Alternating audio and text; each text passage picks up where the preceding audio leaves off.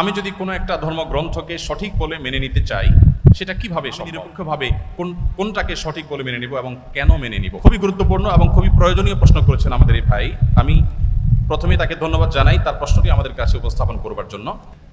যে দেখুন, আল্লাহ রাব্বুল আলামিন প্রত্যেকটা মানুষকে জন্মসূত্রে আল্লাহর ভাষায় আল্লাহ নবী সাল্লাল্লাহু আলাইহি ওয়াসাল্লামের মাধ্যমে আল্লাহ তাআলা ব্যক্ত করেছেন, ওয়াহিয়ে গায়রে মাকতুর মাধ্যমে ব্যক্ত হয়েছে যে কুল্লু মৌলুদিন ইউলাদু আলাল ফিতরাহ, প্রতিটি মানুষ জন্মসূত্রে ইমানদার হয়ে জন্মগ্রহণ করে। এই স্রষ্টা সংক্রান্ত যে ধারণা, এটা তার সমাজ তার পরিবার থেকে যেটা পায় সেটাকেই সে ধারণ করে। বাকি স্রষ্টার প্রতি ধারণার এই বিশ্বাসকে নিয়েই মানুষ জন্মগ্রহণ করে। তার বাবা মা সম্পর্কে আল্লাহ নবী সাল্লাল্লাহু আলাইহি ওয়াসাল্লাম বলেছেন, ইল্লা আন্না আবওয়াহু ইয়াহুদানিহি আও ইয়ানাসরানিহি আও মাজিসানিহি। মানুষ যে বিভিন্ন ধর্মের অনুসারী হয়, এটা তার পরিবার থেকে যে দীক্ষা পায়, পরিবার তাকে যেদিকে গাইড করে সে সেদিকে যায়। বাকি জন্মসূত্রে সে আল্লাহ বা সৃষ্টিকর্তা যে একজন আছেন সেই এক সত্তার প্রতি বিশ্বাসী হয়েই জন্মগ্রহণ করে। তারপরে সে ডাইভার্ট হয়ে যায় পারিবারিকভাবে যে গাইডেন্স পায় সেই গাইডেন্সের আলোকে। আপনি যখন দেখবেন যে একাধিক ধর্মগ্রন্থ বা একাধিক ধর্ম পৃথিবীতে আছে, আল্লাহ তাআলা কোরআনে কারিমে বলেছেন, ইন্নাদ দীন ইনদাল্লাহিল ইসলাম, আল্লাহর কাছে একমাত্র মনোনীত দিন হলো ইসলাম। এই কথা যখন আপনি জানতে পেরেছেন, তখন আল্লাহ তাআলা আপনাকে যে বিবেক দিয়েছেন সেই বিবেক খরচ করে আপনি ইসলামকে জানার চেষ্টা করবেন। আমরা যদি কেউ অন্য ধর্মকে জানার চেষ্টা করি, বিশেষ করে আমার যে ভাই প্রশ্ন করেছেন তিনি এবং আরো যারা অন্যান্য ধর্মে আছেন, আমি যদি বলতে চাই যে তারা যদি ইসলামকে জানার চেষ্টা করেন নির্মোহভাবে, তারা যদি সত্যানুসন্ধানের দৃষ্টি নিয়ে ইসলামকে স্টাডি করেন, কোরআনকে তারা পাঠ করেন এবং পড়েন, আমার বিশ্বাস একটা সময় তারা ইসলামের সত্যতাকে খুব সহজে খুব স্বাভাবিকভাবে উপলব্ধি করতে পারবেন।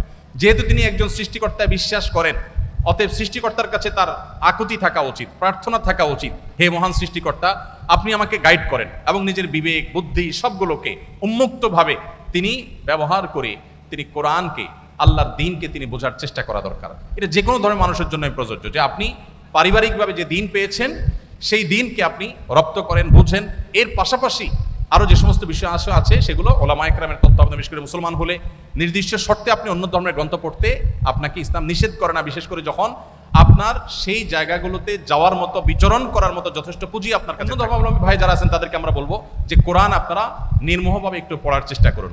ফ্রান্সের একজন পলিটিশিয়ান, তিনি একসময় ইসলামের প্রতি অনেক বেশি বিদ্বেষ লালন করতেন। 2009, 10, 11 এই সময়টাতে আমি সোশ্যাল মিডিয়াতে আমার ফেসবুক আইডিতে তার ছবি নাম দিয়ে অনেক লেখালেখি করেছি তার ইসলাম বিদ্বেষের কারণে, মুসলমানদের প্রতি বিদ্বেষের কারণে। বেশ কিছুদিন পর, বোধহয় গত কিছুদিন আগে, এক ভদ্রলোক আমাকে দেখালেন ইউটিউবে তার একটা ভিডিও। আমি দেখে তো অবাক হলাম যে এই ভদ্রলোক একজন পলিটিশিয়ান ছিলেন, পাওয়ারফুল পলিটিশিয়ান ছিলেন। তিনি কোরআন এবং নবী করিম সাল্লাল্লাহু আলাইহি ওয়াসাল্লামের সিরাত এটাকে অধ্যয়ন করে উনি অধ্যয়ন করেছেন হলো মুসলমানদের দোষ ধরার জন্য, কিন্তু অধ্যয়ন করে তিনি একটা পর্যায়ে ইসলাম গ্রহণ করেছেন। ইসলামে স্বাক্ষর দেওয়ার ক্ষেত্রে একজন পুরুষের সাক্ষ্য দুইজন নারীর স্বাক্ষর সমান। এখন বাহ্যিকভাবে মনে হতে পারে যে এখানে নারীকে একটু কম দেওয়া হলো কিনা। তো এটার মূল উত্তরে প্রবেশের আগে আমি যেটা বলতে চাই তা হলো, আল্লাহ রাব্বুল আলামিন আমাদেরকে যে বিধিবিধান দিয়েছেন তার সবগুলো যথোপযুক্ত। আল্লাহর বিধানের কোনোটার উপযুক্ততা, যথার্থতা যদি আমার বুঝে না আসে, তাহলে বুঝতে হবে এটা আমার সীমাবদ্ধতা, এটা আমার সীমাবদ্ধতা। আমি সৃষ্টি হয়ে স্রষ্টার সকল আদেশ নিষেধের তাত্ত্বিক তাৎপর্য এবং তার যৌক্তিক দিক এটা আমার উদ্ধার করতে পারাটা আবশ্যক নয়, বরং যুক্তির দাবি হলো আমি সৃষ্টি হয়ে স্রষ্টার সব আদেশ নিষেধের যথার্থতা আমার বুঝে আসবে না, এ না আসাটাই বরং স্বাভাবিক। একজন সামান্য গাড়ি চালক, সামান্য একজন প্রহরী, একজন ছোট চাকরি করা মানুষ, তিনি প্রতিষ্ঠান মালিকের অনেক সিদ্ধান্তের যৌক্তিকতা বুঝতে পারেন না, না পারাটাই স্বাভাবিক। কারণ যে তিনি যদি সবকিছুর যৌক্তিকতা ধরে ফেলতেন তাহলে তিনি তার পর্যায়ে সমঝ মে আ গই ও ফির খোদা কিউ কর হুয়া, যাকে আপনার বিবেক বুদ্ধি দিয়ে সবকিছু রপ্ত করতে ফেলেছেন তিনি আবার আল্লাহ হয় কিভাবে? আল্লাহ তো সে মহান সত্তা যে আপনার বিবেক দিয়ে বুদ্ধি দিয়ে তার সবকিছুকে আপনি রপ্ত করতে পারবেন না। এখানেই তো তার বিশালত্ব, এখানেই তো তার মহত্ব। ছোট একটা উপমা দেই। এখন বিদ্যুৎ আছে, আমরা জানি আমাদের ঢাকা শহরে যে তারগুলা ঝুলে আছে, এক এক এলাকায় আপনার যে রাস্তাঘাটে রাস্তার ধারে পিলারে যে সমস্ত তারগুলা ঝুলে আছে, বিরাট জঞ্জাল, দেখতে খুব দৃষ্টিকটু লাগে। আমাদের অনেক কিছু হয়েছে কিন্তু তারগুলো দেখতে খারাপ দেখা যায়। এখন ধরা যাক আজ থেকে 100 বছর আগের একজন মানুষ পৃথিবীতে এখন ফিরে আসে। যুক্তির খাতিরে শুধু আমরা ধরে নেই যে একজন মানুষ 100 বছর আগের ছিলেন, তিনি ফিরে এসেছেন। তিনি এই বৈদ্যুতিক যে টেকনোলজি এ সম্পর্কে কোনো ধারণা তার নাই। এই ভদ্রলোক এসে সুন্দর করে একটা চাকু নিয়ে বা ধারালো কিছু নিয়ে তিনি এই তারগুলো একেবারে পরিপূর্ণভাবে সাফ করে দিয়েছেন কেটে, কারণ এগুলো দেখতে খারাপ দেখা যাচ্ছিল, শহরের সৌন্দর্য নষ্ট করছিল। তিনি পরিষ্কার করে দিয়েছেন। তার এই পরিষ্কার করার কারণে তাকে গ্রেপ্তার করে থানা জেলে নেওয়া হলো। এরপরে তার নামে মামলা হলো, তার নামে মৃত্যুদণ্ডের রায় আসলো এবং তাকে মৃত্যুদণ্ড দিতে নেওয়া হলো।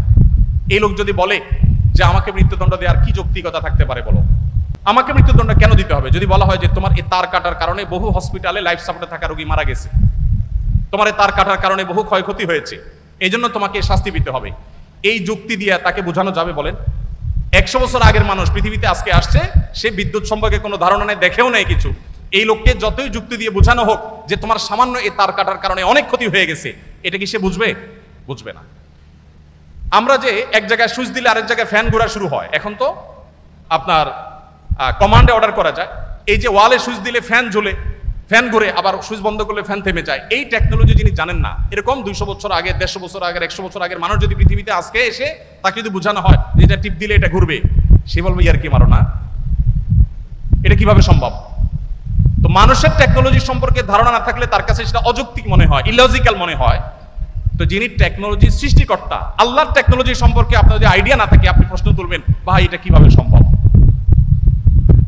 আমরা একবার সুবহানাল্লাহ বললে এতগুলো গাছ হয়ে যায়, জান্নাতে এটা হয়ে যায়, এগুলো শুনে আমাদের মনে প্রশ্ন জাগতে পারে কিভাবে সম্ভব? মুখ দিয়ে সুবহানাল্লাহ বলবো আর ওখানে গাছ হয়ে যাবে, কেমনে সম্ভব? এখন আপনারা ভয়েস কমান্ড সম্পর্কে জানেন।